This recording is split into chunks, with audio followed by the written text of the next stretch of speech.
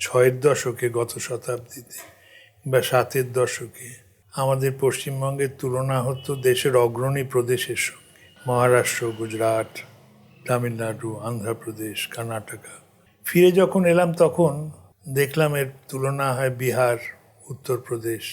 আমরা আর অগ্রণী প্রদেশ নেই, 21 নম্বরে নেমে গেছি। তো তাতে তো নিজের বাড়ি নিজের লোক, দুঃখ তো হয়। আর দেখলাম উচ্চাকাঙ্ক্ষার অবসান হয়েছে। আমাদের খুব গর্ব ছিল আমরা যখন ইয়াং ছিলাম। আমরা সবাই ভাবতাম আইএএস হব, বড় ডাক্তার হব, বড় ইঞ্জিনিয়ার হব, বিজ্ঞানী হব। এখন এসে দেখলাম, বিশেষত গ্রাম বাংলায় ঘুরে বেড়াই তো, লোকে একটা লোয়ার ডিভিশন ক্লার্কের চাকরি কিংবা সিভিকের চাকরি পেলেই সন্তুষ্ট।